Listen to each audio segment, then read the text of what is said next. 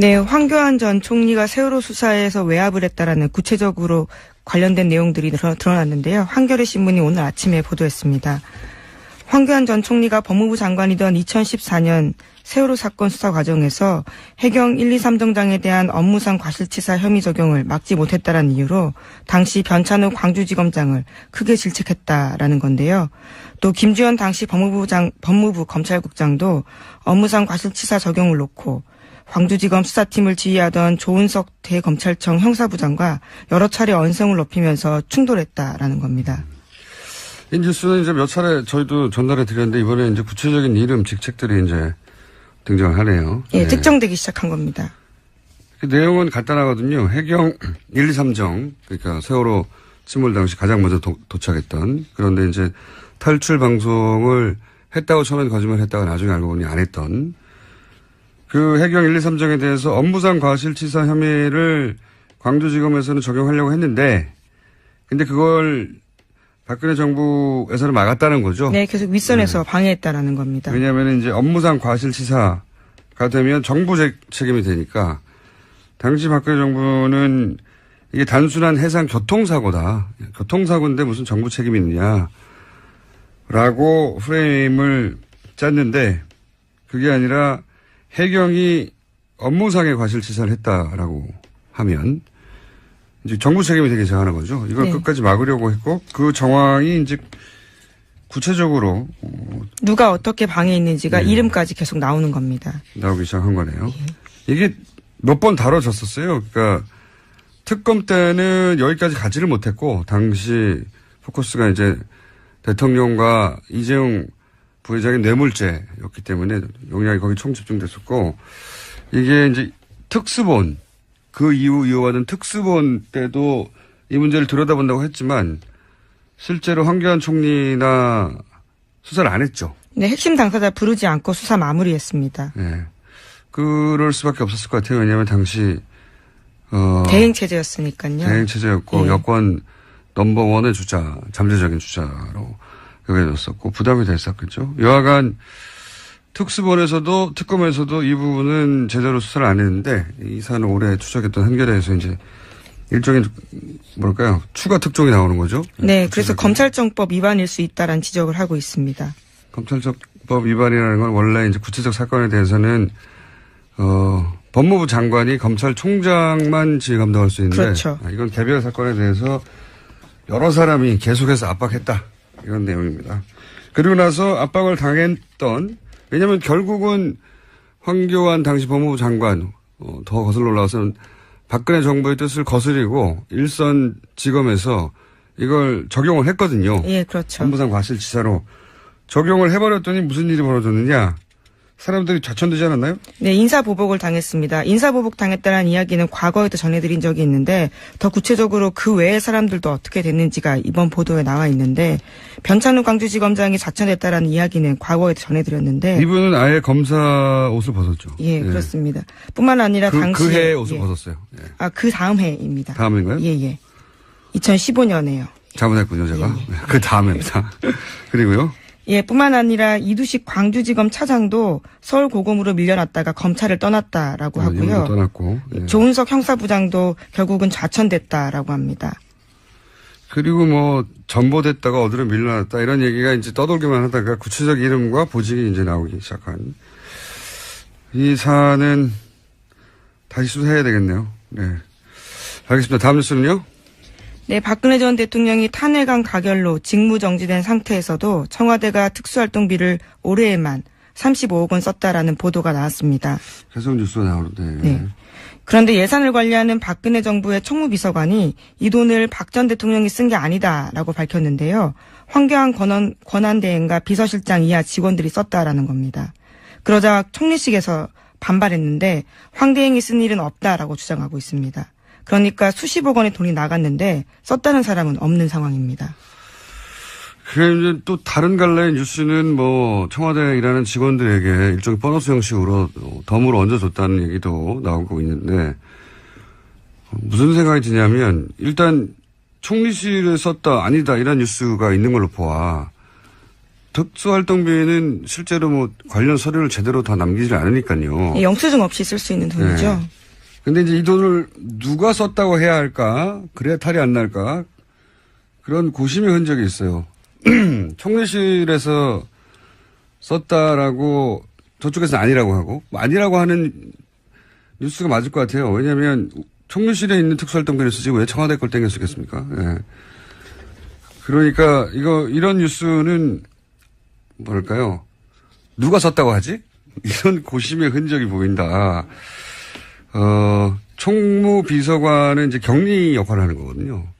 살림을 사는 거죠. 네, 자기가 직접 집행을 하는 건 아니에요. 그러니까 이걸 집행한 쪽은 누구냐? 제가 알기로는 이 돈은 민정이 장악한다고 저는 알고 있는데 다 쓴다는 게 아니라 그래서 민정 쪽에서 조사를 제대로 해야 되지 않을까. 그리고 이제 당시 분위기를 다시 되돌려 생각해 보면 현재 판결을 본인들이 이기고 대통령 복귀할 거라고 믿어 의심치 않았던 게 청와대 내부 분위기라고 뉴스가 많이 나왔잖아요. 저희도 그런 징후들을 얘기했었고. 그러면 그때로 돌아가서 그때 기준으로 가장 긴급한 게 뭐냐. 그때 기준으로 가장 긴급하고 중대한 거는 헌재 판결을 이기기 위한 모든 활동이란 말이죠. 특수활동비가 예를 들어서 소위 태극기 집회나 가짜뉴스 이런 활동과 어차피 아무도 모르게 집행할 수 있는 자금인데 이런 활동과 관련된 곳에 단 한 푼도 쓰이지 않았을까? 어차피 이길 헌재 판결인데 당시 청와대 내부 분위기로는 그런 가능성을 배제할 수 있나? 예. 저는 개인적으로 그런 의구심이 드는데 과연 문재인 정부가 문서도 남지 않은 자금을 그런 조사를 지금 이 시점에 박하게 할 수 있을까? 뭐 그런 생각도 동시에 듭니다. 여간 찜찜한 뉴스로 남지 않겠는가? 네. 네, 하루 5천만 원씩 썼다는 뜻이거든요. 정말 많이 쓴 겁니다. 70일 동안 그렇죠. 35억이거든요. 하루도 안 빠지고 5천만 원. 예. 토요일 직원들 수당을 줬다고 하더라도 35억은 굉장히 많은 돈이어서요. 의문이 남는 건 사실입니다. 이렇게 해명될 일은 아닌 것 예. 같은데 과연 제대로 조사할 만한 자료가 있을까? 그리고 그 조사를 박하게 계속할 수 있을까? 민정. 우병우 전 민정수석도 조사 대상이 될 수 있는 건데 이 사안 관련해서 할 수 있을지는 모르겠습니다. 다음 뉴스는요? 네, 박근혜 전 대통령 지난 25일에 2차 공판이 있었습니다. 거기서 박 전 대통령 쪽은 검찰이 법원에 제출한 수사기록 대부분을 증거로 사용하는 데 반대한다라고 밝혔습니다. 참고인 조사받은 수백 명을 일일이 법정에 불러서 신문해달라는 요구를 해서 재판부에서 시간 낭비다라는 난색을 표하게 만들었습니다. 증인도 참고인도 이제 이게 계속 이런 뉴스가 나오는데 지연시키는 이유는 지난 시간에 유능한 변호인단의 변호를 받고 있는 삼성 이재용 회장 재판이 먼저 진행돼서 거기서 이재용 부회장이 무죄를 받거나 아니면 뭐 상당한 혐의를 벗거나 그렇게 자기씨의 재판이 유리하게 작용될 때까지 시간을 끄는 거 아니냐 이런 생각을 제가 전해드렸는데 한 가지 더 생각해 보자면 예전에 탄핵 심판 때 생각해 보면 전략이 아주 극단적이었어요. 그렇잖아요? 되돌아보면 재판부의 반응, 뭐 여론 따위 전혀 고려하지 않는 본인들의 목적이 딱 꽂혀서 나머지는 전혀 법정에서 이것이 도대체 어떻게 받아들여질 건지 이런 생각을 하지 않고 전략을 구사했단 말이죠. 그때 그 전략을 유영하 변호사가 주도한 게 아니냐. 그래서 헌재 판결이 불리하게 나는데 지대한 공헌을 한 거 아니냐 이런 얘기 했었는데 똑같은 사람이 여전히 계속해서 유일하게 만나고 있어요. 그래서 한번 생각해 봅시다. 만나면 뭐라고 할까? 만나면 그런 얘기 할 것 같아요. 가장 빨리 나가는 법을 찾자. 네. 그렇지 않겠습니까? 예. 예, 구속 만기가 6개월이라 뭐 이런 그렇죠. 의미인가요? 예. 예, 제가 보기에는 재판을 구속 만기까지 계속 지연시켜서 구속 만기 이후 풀려난 상태로 재판을 받자. 이런 전략이 아니겠는가. 예, 쉽지 않아 보입니다. 대통령 적용 혐의가 18가지거든요. 다르게 또 영장을 칠 수도 있을 거라고 봐서요. 이제 구속영장이 연장되는 거는 정치적으로 부담스러워서 안 할 거라고 생각하고 본인들 생각이 그렇게 할 수 있다는 거죠. 그 목표가 정해졌으니까 가능한 모든 수단을 동원해서 지연시키는 게 아닐까 또. 지난번에도 얼토당토하는데 저희가 보기에는 그랬잖아요. 근데 그랬던 두 분이 또 만났잖아요. 나머지 그건 잘못된 전략이다. 법정에서 불리하다. 말해줄 사람이 없는 것 같으니까, 그런 이유도 있지 않겠는가. 그런 전략일 가능성을 배제할 수 없다. 이분들이 해왔던 전력을 보면, 이재용 부회장 재판까지 기다리는 것만으로는 법정에서 좀 불리하거든요. 재판부에 불리한 인상, 나쁜 인상을 주는 거거든요. 그렇게 보일 가능성이 큽니다. 의도적으로 지원한다고 보이게 되는데, 그거를 개의치 않는 거죠, 지금. 그럴 가능성도 있는 것 같습니다. 다음 뉴스는요? 네, 이낙연 국무총리 후보자 국회 인준이 난항 겪고 있습니다. 위장 전입 논란으로 촉발된 야권의 공세가 계속되고 있고 여야 입장차가 좁혀지지 않고 있습니다. 그리고 이제 야당은 문재인 대통령이 나와라. 예, 이거는 문재인 대통령이 해결해야 된다. 네, 입장을 밝히라라고 예. 요구하고 있습니다. 자, 이 문제는 저희가 간만에 오자 토론을 마련했습니다. 예, 딱 적합한 사안인 것 같아서 오자 토론을 통해서 한번 각 당의 입장 그리고 민주당 입장을 오자 토론에 나온 당사자 의원들로부터 들어보도록 하겠습니다. 자, 다음 뉴스.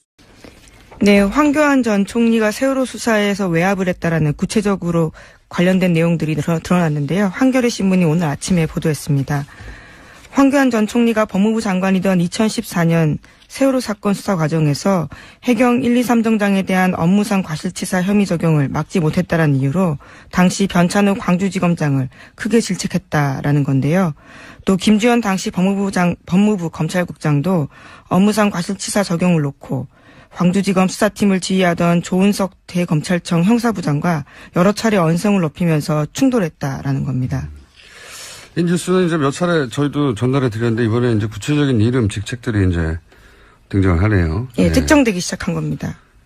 그 내용은 간단하거든요. 해경 1, 2, 3정, 그러니까 세월호 침몰 당시 가장 먼저 도착했던, 그런데 이제 탈출 방송을 했다고 처음엔 거짓말 했다가 나중에 알고 보니 안 했던 그 해경 1, 2, 3정에 대해서 업무상 과실치사 혐의를 광주지검에서는 적용하려고 했는데 근데 그걸 박근혜 정부에서는 막았다는 거죠. 네, 계속 윗선에서 방해했다라는 겁니다. 왜냐하면 이제 업무상 과실치사가 되면 정부 책임이 되니까 당시 박근혜 정부는 이게 단순한 해상 교통사고다. 교통사고인데 무슨 정부 책임이 있느냐라고 프레임을 짰는데 그게 아니라 해경이 업무상의 과실치사를 했다라고 하면 이제 정부 책임이 되게 정하는 거죠. 이걸 네. 끝까지 막으려고 했고 그 정황이 이제 구체적으로 누가 어떻게 방해했는지가 네. 이름까지 계속 나오는 겁니다. 나오기 시작한 거네요.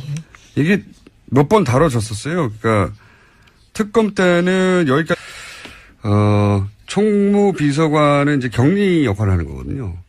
살림을 사는 거죠. 네, 자기가 직접 집행을 하는 건 아니에요. 그러니까 이걸 집행한 쪽은 누구냐? 제가 알기로는 이 돈은 민정이 장악한다고 저는 알고 있는데 다 쓴다는 게 아니라 그래서 민정 쪽에서 조사를 제대로 해야 되지 않을까. 그리고 이제 당시 분위기를 다시 되돌려 생각해 보면 현재 판결을 본인들이 이기고 대통령 복귀할 거라고 믿어 의심치 않았던 게 청와대 내부 분위기라고 뉴스가 많이 나왔잖아요. 저희도 그런 징후들을 얘기했었고. 그러면 그때로 돌아가서 그때 기준으로 가장 긴급한 게 뭐냐. 그때 기준으로 가장 긴급하고 중대한 거는 헌재 판결을 이기기 위한 모든 활동이란 말이죠. 특수활동비가 예를 들어서 소위 태극기 집회나 가짜뉴스 이런 활동과 어차피 아무도 모르게 집행할 수 있는 자금인데 이런 활동과 관련된 곳에 단 한 푼도 쓰이지 않았을까. 어차피 이길 헌재 판결인데 당시 청와대 내부 분위기로는 그런 가능성을 배제할 수 있나. 예. 저는 개인적으로 그런 의구심이 드는데 과연 문재인 정부가 문서도 남지 않은 자금을 그런 조사를 지금 이 시점에 박하게 할 수 있을까 뭐 그런 생각도 동시에 듭니다. 여간 찜찜한 뉴스로 남지 않겠는가. 네. 네, 하루 5천만 원씩 썼다는 뜻이거든요. 정말 많이 쓴 겁니다. 70일 동안 그렇죠. 35억이거든요. 하루도 안 빠지고 5천만 원. 예. 토요일 직원들 수당을 줬다고 하더라도 35억은 굉장히 많은 돈이어서요. 의문이 남는 건 사실입니다. 이렇게 해명될 일은 아닌 것 예. 같은데 과연 제대로 조사할 만한 자료가 있을까. 그리고 그 조사를 박하게 계속할 수 있을까. 민정. 우병우 전 민정수석도 조사 대상이 될 수 있는 건데 이 사안 관련해서. 할 수 있을지는 모르겠습니다. 다음 뉴스는요?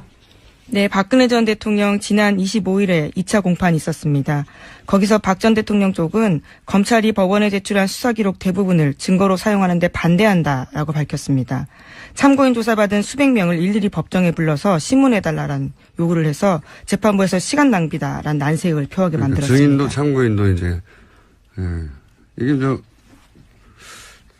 계속 이런 뉴스가 나오는데 지연시키는 이유는 지난 시간에 유능한 변호인단의 변호를 받고 있는 삼성 이재용 회장 재판이 먼저 진행돼서 거기서 이재용 부회장이 무죄를 받거나 아니면 뭐 상당한 혐의를 벗거나 그렇게 자기의 재판이 유리하게 작용될 때까지 시간을 끄는 거 아니냐 이런 생각을 제가 전해드렸는데 한 가지 더 생각해 보자면 예전에 탄핵 심판 때 생각해 보면 전략이 아주 극단적이었어요. 그렇잖아요? 되돌아보면 재판부의 반응, 뭐 여론 따위 전혀 고려하지 않는 본인들의 목적이 딱 꽂혀서 나머지는 전혀 법정에서 이것이 도대체 어떻게 받아들여질 건지 이런 생각을 하지 않고 전략을 구사했단 말이죠.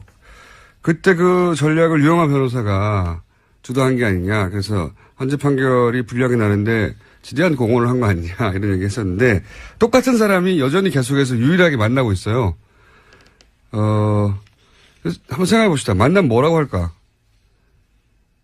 만나면 그런 얘기 할 것 같아요. 가장 빨리 나가는 법을 찾자. 네. 그렇지 않겠습니까? 예. 예, 구속 만기가 6개월이라 뭐 이런. 아직 가지를 못했고 당시 포커스가 이제 대통령과 이재용 부회장의 뇌물죄였기 때문에 용량이 거기 총 집중됐었고 이게 이제 특수본 그 이후 이어가는 특수본 때도 이 문제를 들여다본다고 했지만 실제로 황교안 총리나 수사를 안 했죠. 네, 핵심 당사자 부르지 않고 수사 마무리했습니다. 네. 그럴 수밖에 없었을 것 같아요. 왜냐하면 당시 대행 체제였으니까요. 대행 체제였고 예. 여권 넘버원의 주자, 잠재적인 주자로 여겨졌었고 부담이 됐었겠죠. 여하간 특수본에서도 특검에서도 이 부분은 제대로 수사를 안 했는데 이 사안을 오래 추적했던 한겨레에서 이제 일종의 뭐랄까요 추가 특종이 나오는 거죠. 네, 그래서 검찰청법 위반일 수 있다라는 지적을 하고 있습니다. 검찰청법 위반이라는 건 원래 이제 구체적 사건에 대해서는 법무부 장관이 검찰총장만 지휘 감독할 수 있는데 그렇죠. 이건 개별 사건에 대해서 여러 사람이 계속해서 압박했다 이런 내용입니다.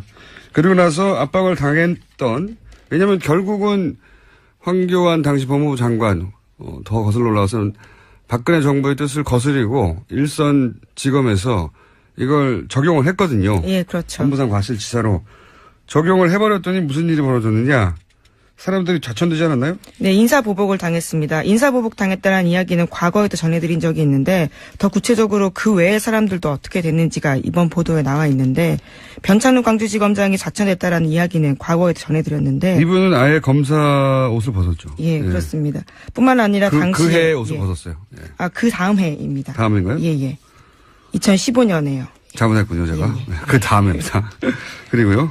예, 뿐만 아니라 이두식 광주지검 차장도 서울고검으로 밀려났다가 검찰을 떠났다라고 하고요. 떠났고. 예. 조은석 형사부장도 결국은 좌천됐다라고 합니다. 그리고 뭐 전보됐다가 어디로 밀려났다 이런 얘기가 이제 떠돌기만 하다가 구체적 이름과 보직이 이제 나오기 시작한 이 사안은 다시 수사해야 되겠네요. 네. 알겠습니다. 다음 뉴스는요? 네, 박근혜 전 대통령이 탄핵안 가결로 직무정지된 상태에서도 청와대가 특수활동비를 올해에만 35억 원 썼다라는 보도가 나왔습니다. 계속 뉴스가 나오는데. 네. 그런데 예산을 관리하는 박근혜 정부의 총무비서관이 이 돈을 박 전 대통령이 쓴 게 아니다라고 밝혔는데요. 황교안 권한대행과 비서실장 이하 직원들이 썼다라는 겁니다. 그러자 총리실에서 반발했는데 황 대행이 쓴 일은 없다라고 주장하고 있습니다. 그러니까 수십억 원의 돈이 나갔는데 썼다는 사람은 없는 상황입니다. 그래 이제 또 다른 갈래의 뉴스는 뭐 청와대에 일하는 직원들에게 일종의 보너스 형식으로 덤으로 얹어줬다는 얘기도 나오고 있는데 무슨 생각이 드냐면 일단 총리실에 썼다 아니다 이런 뉴스가 있는 걸로 보아 특수활동비는 실제로 뭐 관련 서류를 제대로 다 남기지 않으니까요. 영수증 없이 쓸 수 있는 돈이죠. 네. 근데 이제 이 돈을 누가 썼다고 해야 할까? 그래야 탈이 안 날까? 그런 고심의 흔적이 있어요.